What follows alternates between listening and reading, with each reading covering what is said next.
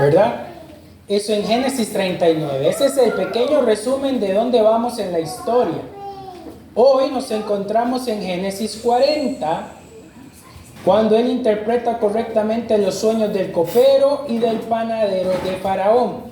Dice, Génesis capítulo 40, aconteció que después de estas cosas, después de haber estado encerrado un tiempo a causa injusta, de manera incorrecta, él está ahora en Egipto. Se me había olvidado orar, hermanos, y hablarles el tema del día de hoy. Vamos a orar. Señor y Padre Celestial, ilumínanos en esta predicación. Danos sabiduría y entendimiento e interés, Señor, para poder escucharte. Permíteme poder expresar bien las palabras, Señor, para poder ser un instrumento tuyo a la grey tuya, Señor. Bendice esta grey, que puedan ellos ser fortalecidos en tiempos de sufrimiento, tener esperanza y redención, como José en la situación tan precárica que se encontraba. Ayúdanos a ver a Cristo en medio de todo lo que vivió José y en lo que vivimos nosotros también, Señor. Ayúdanos a apuntar a ver al Señor. Quizás ahorita no estemos atravesando momentos turbios, pero en la vida hay momentos difíciles, los cuales requerirán fortaleza, Señor. Te pedimos que nos ayudes en el nombre de Cristo Jesús. Amén y amén. Muy bien, hermanos, aquí nos muestra precisamente eso.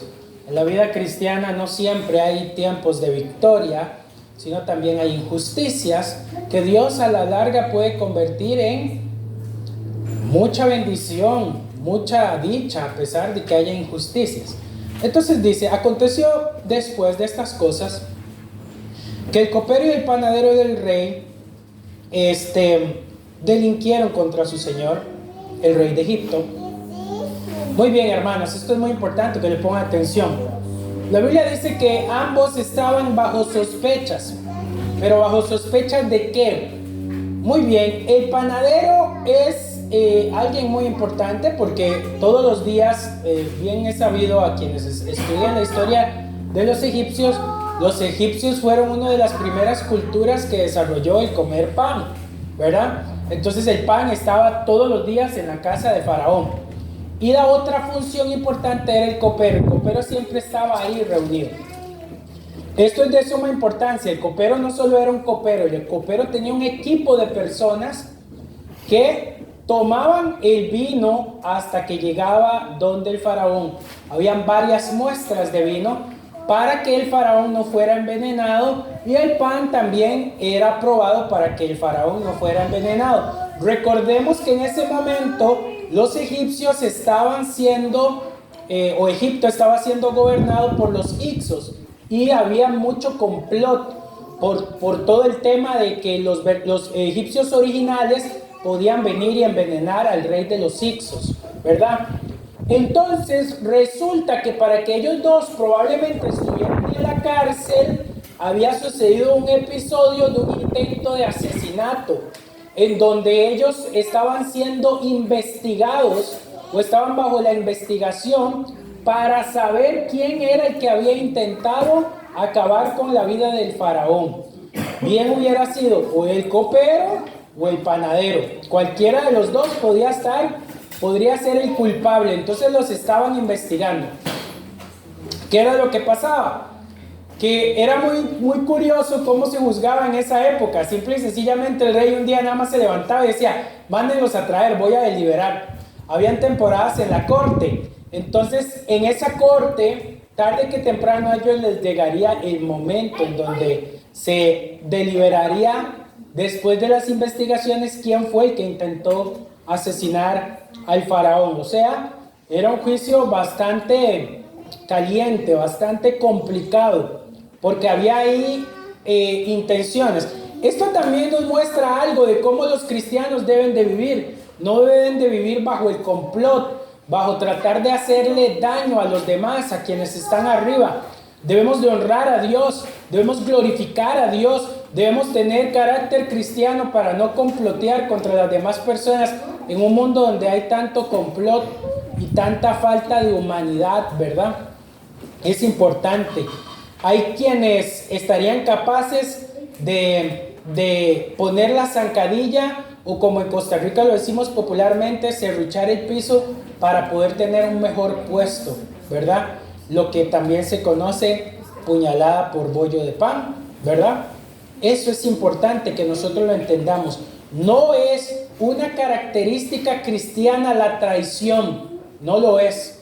Y vean, hemos visto a través del libro de Génesis un montón de cosas terribles que se han cometido y que a pesar de que el ser humano las comete, Dios se sigue glorificando.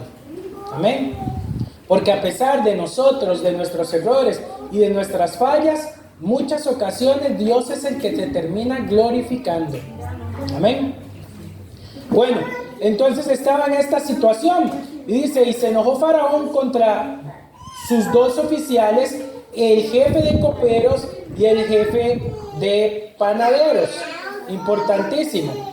Y los puso en prisión en la casa del capitán de la guardia, en la cárcel donde José estaba preso, para que los sirviera, y estuvieron durante un tiempo en prisión, bastante tiempo. Versículo 5. Sucedió que ambos, el copero y el panadero del rey de Egipto, que estaban arrestados en prisión, tuvieron un sueño en la misma noche, cada uno su propio sueño, cada uno con su propio significado. Esto es muy importante.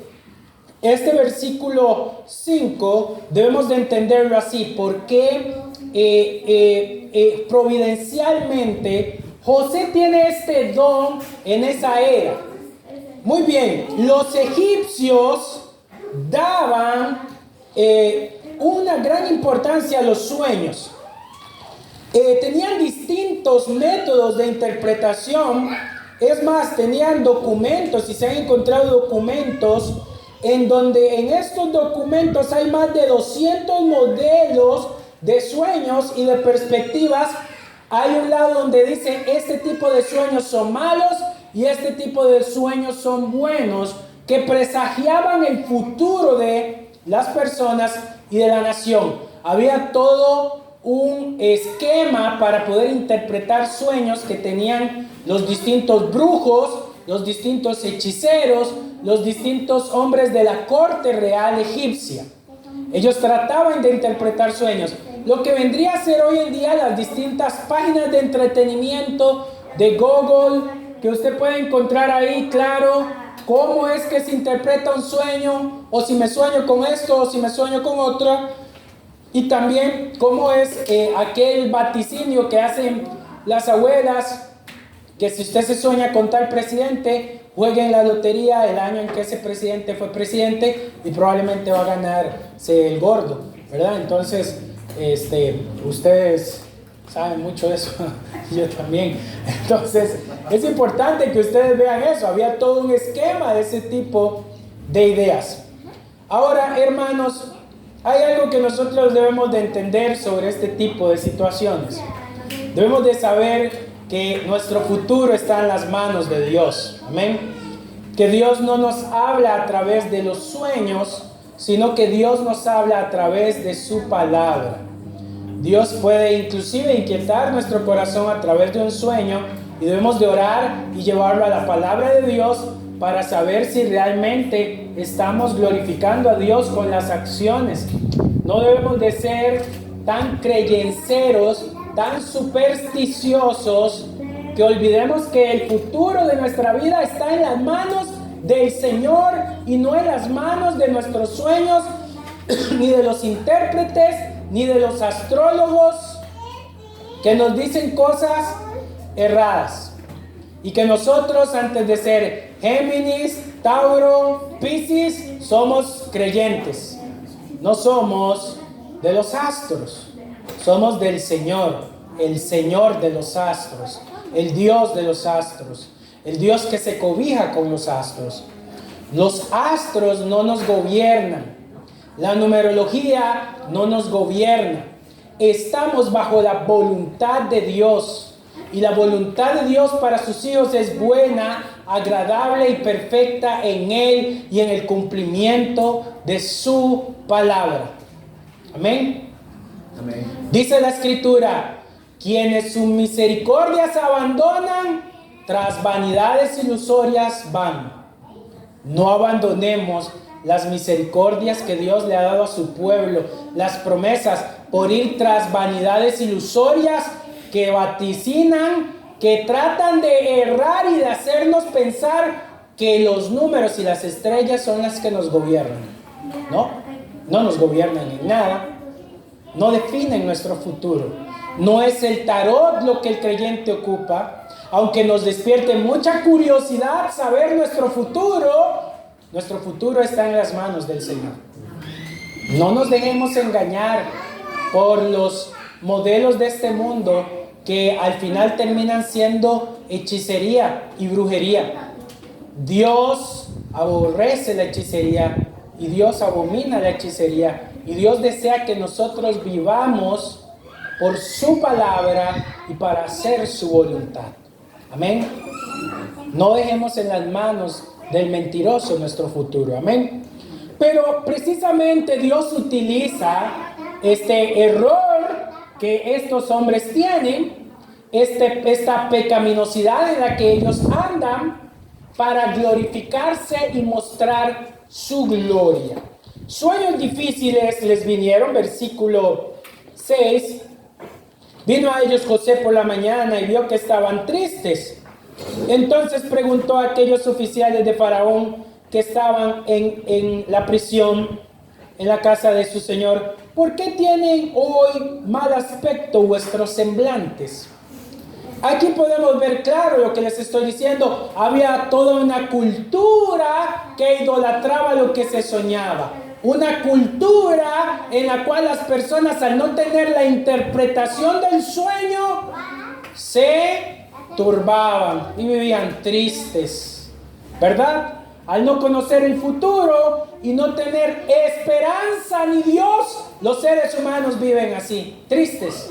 Cuando la gente no conoce cuál es su futuro, vive desorientada, vive sin GPS de dónde ir en su vida. El cristiano encuentra su futuro en la palabra de Dios y encuentra su seguridad en que el Señor tiene control de todo. Amén. Dios tiene el control de tu vida. Dios tiene el control de tus planes. Y sus planes, según Jeremías 29:11, para todos los que caminan confiando en el Señor, son planes de bien y no de mal, para darnos un buen fin, el fin que esperamos en Él. Amén. ¿Cuántos confían en el plan de Dios, en el futuro de Dios, más que en el futuro de los falsos maestros?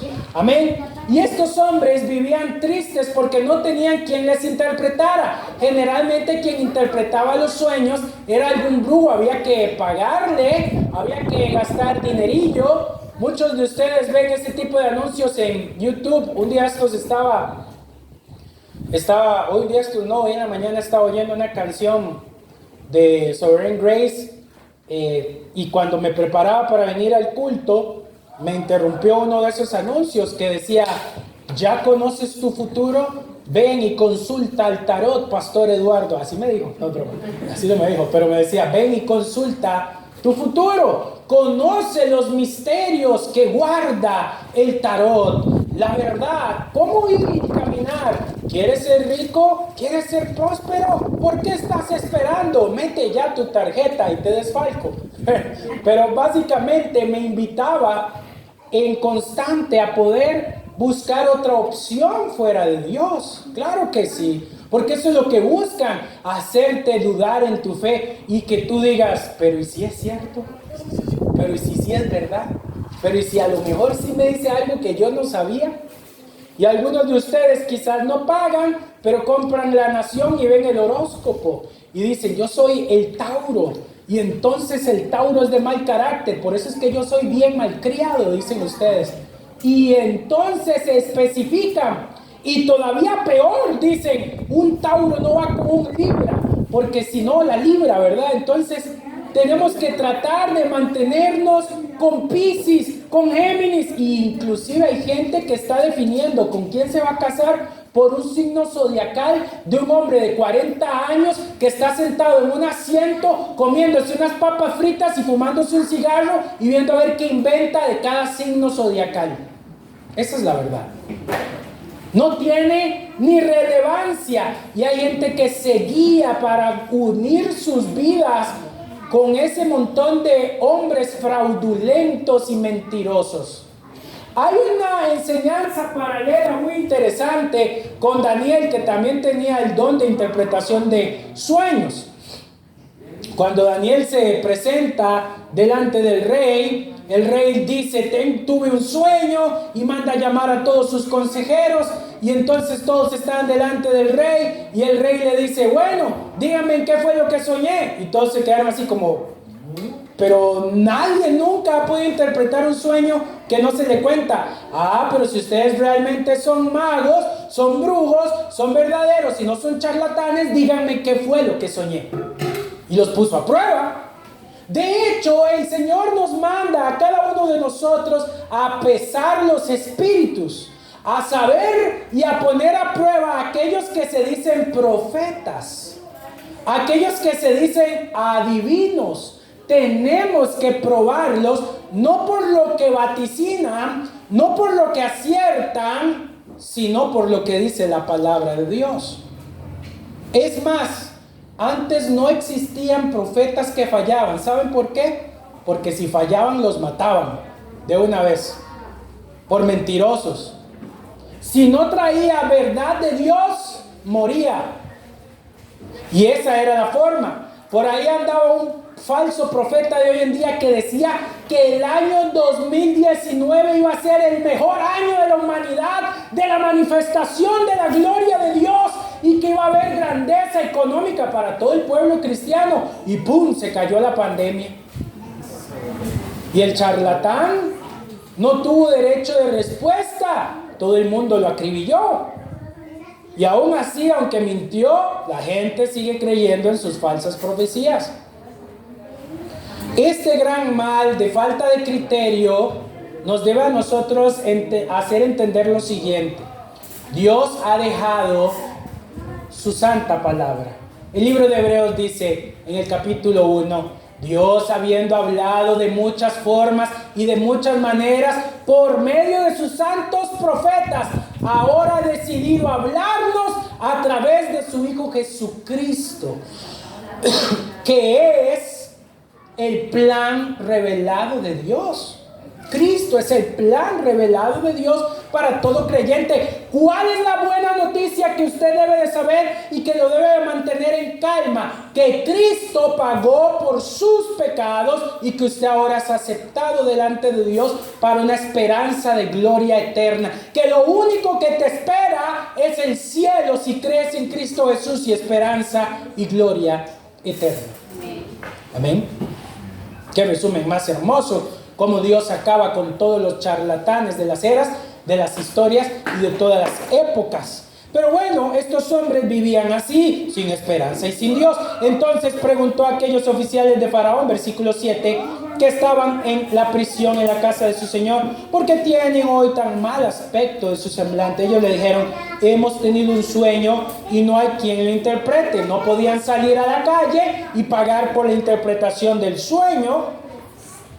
José les dijo: ¿no son de Dios las interpretaciones? En un contexto original es: ¿no son de Dios revelar los secretos? ¿No es Dios quien revela los secretos? ¡Qué tremendo! La confianza plena de José, que lo lleva a decir: Dios es el que conoce todas las cosas, todos los secretos, todos los destinos. Todo lo que va a pasar es del Señor. Él no llegó y dijo: yo tengo aquí el tarot, venga hermano, y se las leo. No. Él vino y dijo: Dios es el Señor que conoce todos los destinos. Dios conoce tu destino. Y él dijo: contádmelo ahora. Entonces el jefe de los coperos contó su sueño a José y le dijo: yo soñaba que venía una vid delante de mí, la vid de 3 sarmientos, y ella echaba brotes, florecía y maduraban sus raíces de uvas. y que la copa del faraón estaba en mi mano, y tomando yo las uvas, las exprimía en la copa del faraón, y ponía la copa en la mano de faraón. José le dijo: esta es tu interpretación. Los 3 sarmientos son 3 días. Al cabo de 3 días levantará el faraón tu cabeza, te restituirá tu puesto y darás la copa a faraón en su mano, como solías hacer cuando eras copero. Acuérdate pues de mí cuando te vaya bien. Te ruego que tengas misericordia y hagas mención de mí al faraón, y que me saques de esta casa, porque fui raptado de la tierra de los hebreos, y nada he hecho aquí para que me pusieran en la cárcel. Viendo el jefe del panadero que aquella interpretación había sido para bien, dijo: me toca a mí, viene la mía. ¿Verdad? Y entonces él viene y le dice: también yo soñé que venía 3 castillos blancos sobre mi cabeza, canastillos, perdón. En el canastillo más alto había toda clase de manjares de pastelería para faraón, y las aves las comían del canastillo de sobre mi cabeza. Entonces respondió José y dijo: esta es su interpretación. Los 3 canastillos son 3 días. Al cabo de 3 días quitará el faraón tu cabeza de sobre de ti, y te hará colgar en la horca, y las aves comerán la carne que te cubre.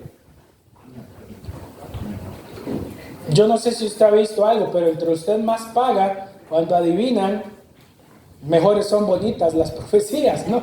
Se supone, son bonitas. Pero el hombre se quedó helado. Digo: pero ¿cómo a este sí le dice que lo van a restituir, y a mí me dice que me van a mandar a la horca? Y tras de eso dice que las aves se van a comer mi carne de muerto, que los sopilotes van a andar detrás mío. ¿Verdad? Terrible interpretación. Al tercer día, que era el día del cumpleaños del faraón, el rey ofreció un banquete a todos sus sirvientes, y alzó la cabeza del jefe de los coperos y de la casa del jefe de los panaderos en presencia de sus siervos. Hizo volver a su oficio al jefe de los coperos, y volvió a este a poner la copa en la mano del faraón. Pero hizo ahorcar al jefe de los panaderos, como José había interpretado. Sin embargo, el jefe de los coperos no se acordó de José, sino que lo olvidó. ¿Y cuánto se olvidó el jefe de los coperos de José? 2 años estuvo más en cárcel. 2 años olvidado. Y José siguió orando y confiando al Señor en su penuria. Hermanos, esa es la parte más difícil. La parte más compleja de todas las cosas es entender que José aguardó la esperanza en medio de su prueba. José, al estar encarcelado injustamente, amados hermanos, nos muestra que incluso en las circunstancias más oscuras, Dios tiene un plan y Dios tiene el control. El libro de Romanos, capítulo 8, versículo 28, dice: y sabemos que a los que aman a Dios, todas las cosas les ayudan a bien. Así como José confiaba en que Dios estaba con él en la prisión, nosotros también debemos recordar que el sufrimiento no es en vano, que Dios tarde o temprano nos va a sacar de él. Cristo, quien sufrió en la cruz, nos dio el mayor ejemplo de esperanza. Pedro nos dice en el 2:24, quien llevó en sí mismo nuestros pecados en su cuerpo sobre un madero, quien es en él en el que encontramos consuelo en el sufrimiento. Este mensaje es para cada creyente. En tiempos de pruebas, mantenga su mirada en Cristo. Él es su refugio y Él también es su fortaleza. La esperanza que tenemos en Él nos debe de sostener y recordar que Dios siempre tiene un propósito más grande en nuestras luchas. No está usted luchando en vano. Todo el proceso de su vida y de su santificación tiene un plan en Dios. Al igual como José. Además, Dios usó los dones de José para servir. José no se dejó vencer por su situación. En vez de eso, José usó el don de la interpretación de sueños para servir a los demás. Nosotros como cristianos debemos que entender que aunque estamos en prueba, Dios desea que le sirvamos y que sirvamos a los demás como lo hizo José, porque no nos estamos sirviendo a nosotros mismos, porque el justo debe de vivir por la fe y debe de luchar a pesar de sus circunstancias y debe de seguir sirviendo al Señor a pesar de los obstáculos, como lo hizo José. José pudo haber dicho: estoy tan desanimado, yo no le voy a servir a estos hombres, de por sí Dios no tiene ningún plan para mí. Y podría haberse dejado gobernar por toda la aura de desánimo y de conmiseración, porque a quién no le gusta que le tengan lástima, hermanos. A todos nos gusta eso. A todos nos gusta que alguien nos palmee la espalda. Pero vamos creciendo y nos vamos desarrollando a tal punto que debemos de entender que la vida es dura, y como hoy cantábamos, que el único lugar de color de rosa será el cielo, porque en la tierra hay aflicción. Y hay que acostumbrarse a vivir con la aflicción. No podemos dejar de pensar en que el mundo tiene aflicción. Por eso es el mundo y por eso es el cielo y vale lo que vale, porque en el cielo está Cristo y todas las cosas viejas pasaron. Así que para descansar está el cielo. Mientras tanto, corramos, aprendamos y agarrémosle gusto al sufrimiento. Porque así es el mundo. El mundo es de sufrir. Ahora, Primera de Pedro 4:10 nos recuerda: cada uno según el don que ha recibido, ministralo a otros.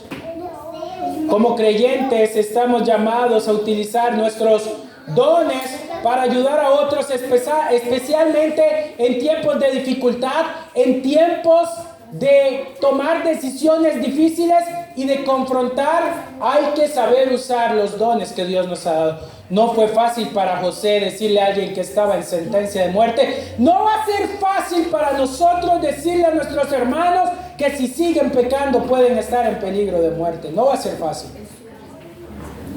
Pero debemos de hacerlo en el Señor. No importa cuán difíciles sean nuestras circunstancias, siempre hay oportunidad para servir. Busquemos la manera de utilizar nuestros dones para bendecir a otros en el amor de Cristo y en nuestras aflicciones. Amados hermanos, en el tiempo de dificultad es cuando el carácter cristiano aflora. Y es en el lugar más difícil, cuando hay que mantener la calma y cuando hay que mantener la fe, es en la dificultad. ¿Quieres saber si alguien es verdaderamente cristiano? ¿Quieres saber si verdaderamente Cristo está haciendo su obra en usted? ¿Y quieres saber cuándo Cristo está haciendo su voluntad? Cuando hay momentos de sufrimiento y mantiene usted la calma.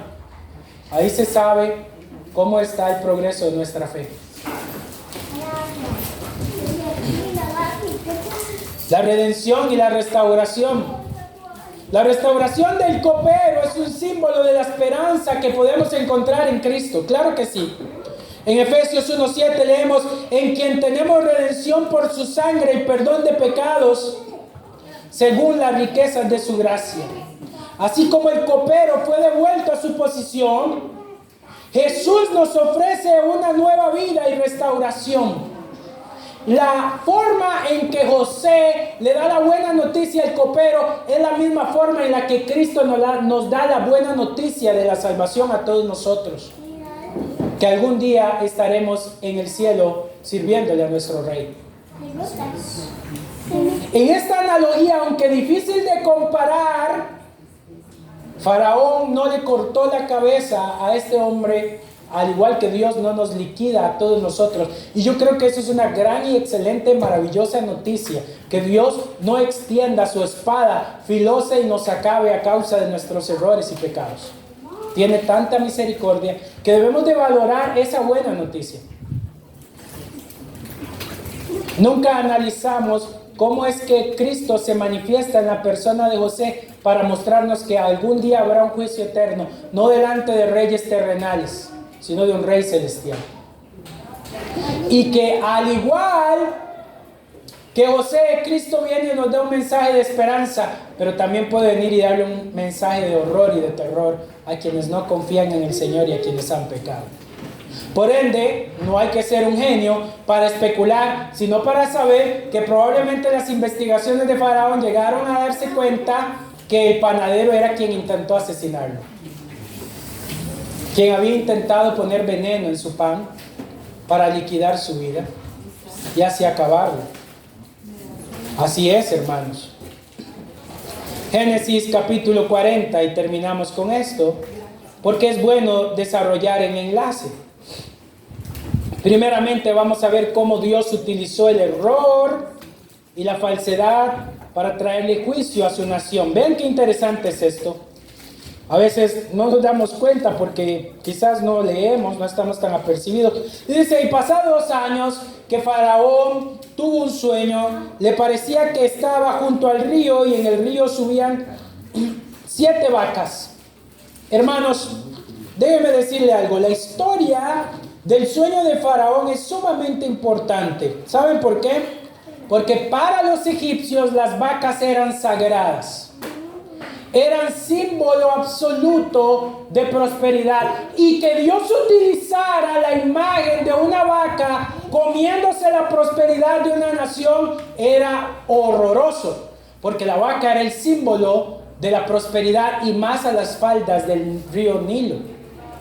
El río Nilo era la simiente que acababa la sequía del pueblo egipcio. Era prosperidad, era riqueza. Así que Dios decide ejecutar su juicio sobre una nación idólatra, pecadora, llena de maldad, y poner a un siervo suyo por sobre todos, el cual era José, para traer bendición. Ahora, en todos los libros de los egipcios no podían encontrar el significado del error, porque la vaca solo era buenas cosas. Buenas cosas. Entonces, cuando ellos oían a Faraón decir, me soñé que la vaca flaca se comía a la gorda y aún así no crecía, no volvía a agarrar fuerza, ellos no encontraban entre sus intérpretes algo maligno. Ellos decían, es imposible, porque todas las vacas son sagradas y todos los trigos que representan la abundancia en todos los jeroglíficos egipcios no pueden tener un doble significado, decían ellos. No encontraban el significado. Lo único que podían decir, Faraón, todo estaba bien, pero el sueño perturbaba a Faraón, y al perturbar el sueño de Faraón, él no encontraba contentamiento en absolutamente nada. No encontraba paz en su dormir. Miren, amados hermanos, algunos no entienden el significado de este sueño, inclusive aunque se explica. Pero esto lo que representa es que el pecado no deja dormir a las personas, no las va a dejar dormir. Faraón, rey de una gran nación, vivía en pecado e idolatría. Y hasta que cumpliera el plan de Dios y se arrepintiera de sus pecados, encontraría paz. Y el plan de Dios lo encontró en la vida de José. El plan de Dios lo encontró todo Egipto, en que José tenía que gobernar esa tierra. Y vamos a leerlo. Y aconteció pasados 2 años que Faraón tuvo ese sueño y vio vacas hermosas a la vista, muy gordas, y que paseaban en el prado. Tras ellas subían del río otras 7 vacas de feo aspecto. Volvíamos al punto. Que del río salgan vacas feas no tenía sentido, porque el Nilo siempre ha representado prosperidad, ¿verdad? Y juntándose la carne que se parparon cerca de ellas, hermosas, a la orilla del río, y las vacas de feo aspecto, en juntas de carne, devoraban a las 7 vacas hermosas y gordas. El faraón despertó, pero se durmió de nuevo. No podía conciliar el sueño. No había paz para el hombre pecador. El Proverbio capítulo 7 dice que no hay paz para el hombre que peca. No hay paz. Solo hay perturbación. No hay misericordia. No hay gracia. No existe nada de eso. Todo lo que hay es un sentimiento agónico de que un Dios santo nos está viendo y nos dice: ¿cuándo te vas a poner a cuentas? Es lo mismo que le pasó a Faraón. Faraón sentía la mirada frívola de Dios constantemente mirándolo a causa de sus pecados. Pocos hombres pueden llegar a reconocer en su impiedad que están cometiendo mal. Recordemos a Nabucodonosor. Ya había experimentado el poder y la gloria de Dios, habiendo Dios resguardado a los jóvenes hebreos, y aún así siguió siendo un soberbio, y Dios lo hizo andar como un animal en los bosques. Humilló a un rey y andaba haciendo sus necesidades en el campo, el rey desnudo. Y en un momento dice que la Biblia, Dios dijo: le voy a dar un segundo de lucidez. Tuvo un segundo de lucidez, y en la lucidez lo único que halló fue hacer arrepentirse. Lo único lúcido que puede tener un pecador en su vida es arrepentirse. Es lo único. Y Faraón despertó con inquietud en su corazón, diciendo: estoy pecando, sigo pecando. Pero se durmió de nuevo y soñó la segunda vez. 7 espigas llenas de hermosas crecían sobre la caña, y después de ellas salían otras 7 espigas menudas y quebradas por el viento de este, y las 7 espigas menudas devoraban 7 espigas gruesas y llenas. Es importante que nosotros entendamos algo. Es un jeroglífico para nosotros, pero tenemos que saber explicar el sueño de Faraón. Él pensaba que lo que él creía que era abundancia y prosperidad, Dios le estaba diciendo: no lo es, estás equivocado. No es el pensamiento de abundancia y prosperidad que tú tienes el que Dios tiene. Porque Dios le estaba poniendo los símbolos egipcios fáciles de interpretar de prosperidad, y lo que se estaba dando cuenta es que venía una gran ruina sobre su nación y sobre su vida y sobre su familia. Entonces él tenía un sueño que reflejaba algo terrible. Yo lo interpreto así. Imagínense que usted se está soñando con sus personajes favoritos de dibujos animados, no sé, los ojitos cariñositos, o se sueña con algo más contemporáneo, como que Goku es su amigo, o que usted está entre un helecho de rosas hermoso, y que de repente lo que tanto ama usted a través de la historia y de los años se vuelve contra usted, y los ositos cariñositos quieren atentar contra su vida. Usted dice: no debería de ser así, ellos son mis amigos. Y algo que debería de ser hermoso se vuelve muy creepy y se vuelve muy tétrico. Él debía de haber soñado algo que fuera de bendición. Los símbolos que traían estos sueños eran de abundancia, pero se estaban convirtiendo en una pesadilla terrible. Y esto refleja que sus planes se alejan de los planes de Dios. Los planes que él tenía y las ideas de bendición que él creía tener no eran las que Dios tenía. Por lo tanto, el sueño se convierte en algo terrible para él, algo espantoso. El faraón se despertó y vio que era un sueño, porque esto especifica la Biblia. Prácticamente él estaba teniendo una experiencia. No sé si a ustedes les ha pasado, yo he soñado cosas y me he levantado llorando, y como a los 10 minutos me caigo en conciencia que no era real, era un sueño. Eso le pasó a él. Sucedió que por la mañana estaba agitado su espíritu, siguió pensando en eso. Fue tan real, fue tan agobiante, que aún seguía pensando, lo seguía atormentando. Por eso les digo, no solamente fue un sueñillo. Y envió a llamar a todos los magos de Egipto, todos los brujos, todos los sabios, todos los que pudieran tener algún criterio, alguna forma de expresar la vida que él lleva, a alguien que llegara a aconsejarlo. Todos los líderes de opinión que hubieran en ese momento, para que calmaran su alma, para que le dijeran: todo está bien, tranquilo, siga con su vida. Pero ninguno pudo darle consuelo. Le contestaron su sueño, pero no había quien se lo pudiera interpretar al faraón. Entonces el jefe de los coperos, que hace 2 años estaba ahí, se acordó de José. Digo, sí es cierto. Me acuerdo hoy de mis faltas, dice él. ¿Verdad? Terrible. Porque todo llega al tiempo de Dios, no a nuestro tiempo. Cuando el faraón se enojó contra sus siervos, nos echó a la prisión, a la casa del capitán de la guardia, a mí y al jefe de los panaderos. ¿Se acuerda de aquel que lo intentó matar, Señor? Él y yo tuvimos un sueño en la misma noche y cada uno tenía su propio significado. Estaba allí con nosotros un joven hebreo, siervo del capitán de la guardia. Se lo contamos y él nos interpretó nuestro sueño y declaró a cada uno conforme a su sueño. Y aconteció que como él nos lo interpretó, así ocurrió. Yo fui establecido en su pueblo, el otro fue colgado. En su puesto, perdón, el otro fue colgado. Entonces el faraón envió a llamar a José. Lo sacaron apresuradamente de la cárcel. Se afeitó, lo mudaron, le cambiaron sus vestidos y vino frente a Faraón. Esto era muy importante. Tenían que presentarlo bien delante del rey. ¿Cuántos de nosotros no nos ponemos a analizar esa parte? No es un modismo saber llegar delante de un rey. No venimos como a cualquier cosa, venimos a la casa del Señor, ¿cierto? Venimos delante de un rey. Importante destacarlo. Dice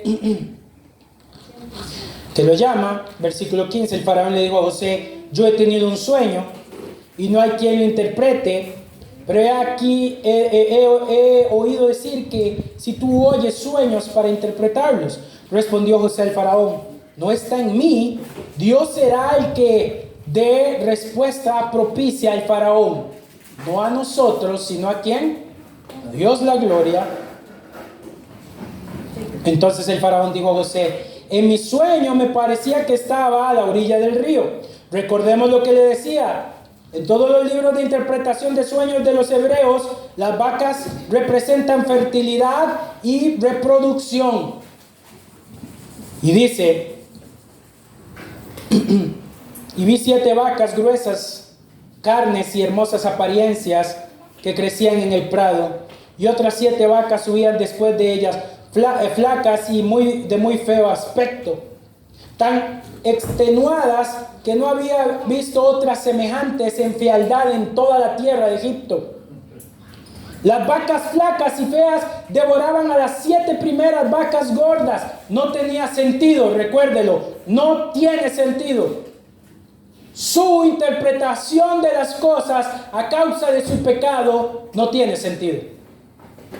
Y eso es importante que lo destaquemos. Un hombre y una mujer que no camina en la voluntad de Dios no puede ver bien su futuro. Tiene miedo de su futuro. Sabe que su pecado lo llevará a la destrucción. Por eso Faraón temía de su futuro. Sabía que algo andaba mal. Que los que se suponía que debían andar bien no funcionaba.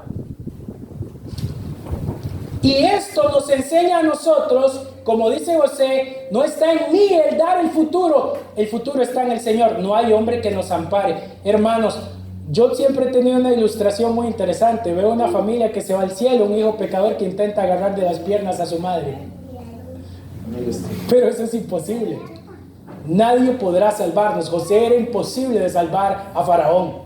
Por más siervo de Dios que fuera José no podía salvar a Faraón de esta terrible visión. Solo Dios podía quitarle la mancha de su pecaminosidad. Las vacas flacas las devoraban, versículo 21, pero aunque tenían en sus entrañas, no se conocía que hubieran entrado, pues la apariencia de las vacas seguían siendo flacas, seguían tan malas como en el principio. Entonces me desperté. Nosotros cuando ilustramos eso, hay una fábula que lo ilustra en un anime cristiano, ilustra más o menos el sentido de la forma. Estamos viendo vacas comiendo vacas, vacas de horroroso aspecto comiéndose otras vacas que no engordan y dejan tirada ahí como si fueran polvo, motas de menudo, carne de otra vaca. Es una visión horrenda, terrible, una pesadilla terrible. Luego, de nuevo, en sueños vi 7 espigas, crecían en una misma caña, llenas de hermosura. Y otras 7 espigas menudas, marchitas, quemadas por el viento solano, crecían después de ellas. Y las espigas menudas devoraban las 7 espigas hermosas. Esto lo he contado a los magos, pero no hay quien me lo interprete. Fuera del Señor no hay esperanza para el futuro. No hay. Están perdidos todos los que intenten buscar su esperanza fuera de Cristo. Eso es lo que nos enseña el sueño. Buscó a magos, hablaban en un principio que no son los magos, no son las ideas, no son las constelaciones, no son las estrellas las que unen el futuro ni el destino, es el Señor. Gravísimo error. Entonces respondió José a Faraón: el sueño de Faraón es uno, y el mismo Dios ha mostrado al Faraón lo que va a hacer. Las 7 vacas hermosas son 7 años, las espigas son 7 años, y los sueños son los mismos. También las 7 vacas flacas y feas y las espigas son los mismos. Y lo que quería decirle José al Faraón es que habían 7 años de abundancia y 7 años de escasez. Y que en esos 7 años se vería el azote de Dios sobre todo Egipto. Se vería el azote del Señor sobre toda la población y sobre todos los seres humanos, para traer juicio y desolación a toda la humanidad en ese mundo existente. Y entonces José dice en la resolución su sabiduría: el asunto pareció bien a Faraón y a sus siervos. Versículo 37. Dijo Faraón a sus siervos: ¿acaso hallaremos a otro hombre como este en quien esté el Espíritu de Dios? Entonces nosotros debemos de entender que Faraón sí era consciente de sus idolatrías y de sus faltas, porque reconoció que delante de José había Espíritu de Dios y Espíritu de verdad. Espíritu que lo guiaba a adorar a un Dios verdadero y no a los falsos. Para eso sirvió todo el sueño, para que reconociera que había un Dios. Pero no solo también para eso, sino para que en el capítulo 42, casi llegando hasta el 50, que lo vamos a ver la próxima semana, Dios usara la maldición de José de haber sido puesto como esclavo para bendecir al pueblo de la promesa. Amados hermanos, muchos de nosotros hemos cometido errores, pero aún así la bendición del Señor alcanzará a nuestros hijos. A pesar de nuestros errores y de nuestras fallas, Dios no se olvida de su pueblo y la misericordia que tiene para con su pueblo. Lo que debió haber sido el fin de José se convirtió en una esperanza para todo el pueblo de la promesa de Dios. Qué misericordioso es el Señor, que a pesar de nuestras infidelidades, Él puede hacer que nos arrepintamos y busquemos de su rostro para salvarnos. Amén. Y dice: después de haber dado a conocer Dios todo esto, no hay entendido ni sabio como tú. Tú estarás sobre mi casa, le dijo Faraón a José, y por tu palabra se gobernará todo mi pueblo. Solamente el trono seré mayor que tú. Dijo además Faraón a José: yo te he puesto sobre toda la tierra de Egipto. Entonces el Faraón se quitó el anillo, que el anillo era símbolo de sello. Importante que aprendamos un poco de los símbolos, que quiere decir que es original, es legítimo, ¿verdad? Y se quita ese símbolo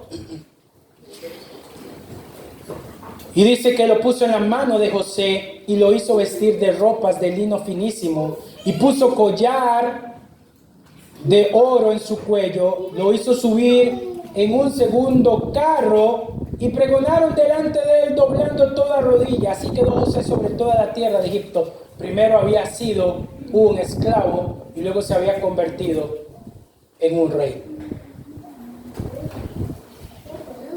Yo soy Faraón, pero sin ti nadie alcanzará tu mano ni tu pie. Y Faraón lo honra y lo bendice. Y era de edad de José de 30 años cuando fue presentado delante de Faraón, el rey de Egipto. Y dice que le dieron casa, esposa y burra de último modelo. Le dieron de todo. Lo bendijeron. Pasó de una etapa a otra etapa. Ahora, hermanos, sería muy ridículo que yo intentara hacerles creer a ustedes que todas las historias son así en la tierra. Pero quiero decirles a ustedes que lo veamos como una tipología, una forma. Quizás muchos de nosotros nunca llegará el presidente de la república, nos dará el anillo, ni el carro, ni seremos ricos. Quizás otros sí, quizás otros no. Pero algo estoy seguro, habrá un lugar en el cual no hay llanto ni dolor, y la plenitud de Cristo llenará todo vacío, y la plenitud de Cristo será la gloria, y la gloria que requerimos. La promesa que José recibió no es una promesa terrenal, fue una promesa de salvación, porque si José nunca hubiera sufrido y no hubiera sido vendido por sus hermanos, su padre y sus hermanos hubieran muerto de hambre. Amados hermanos, Dios nos salva en el tiempo preciso, nos preserva y ha prometido salvarnos. Y esa salvación es la salvación más valorada que debemos de tener, porque en este mundo quizás estamos en la prisión de la desesperación, quizás estemos en la depresión, quizás estemos sufriendo carencias económicas, quizás en este mundo no tengamos consuelo, pero un día Cristo vendrá y nos llenará y vestirá de lino finísimo, más fino que el que fue vestido José, y entraremos delante no de la presencia de los reyes de este mundo, sino delante de la presencia de un Dios verdadero que nunca más nos quitará nuestra dignidad y reinaremos con Él por siempre. Amén. Esa es la esperanza del creyente. Cristo, acéptanos y sálvanos. Podemos estar en la más lúgubre prisión de nuestros pecados, y Cristo puede sacarnos y puede llenarnos de gracia y misericordia. Qué esperanza tan grande nos da este libro, y nos pone a mirar las promesas del Señor, las promesas que Él ha puesto sobre nuestros hijos, las promesas que Él da a cada uno de nosotros. Amén. Oremos. Señor y Padre Celestial, gracias por tu Hijo Jesucristo y por las promesas que nos das, la enseñanza que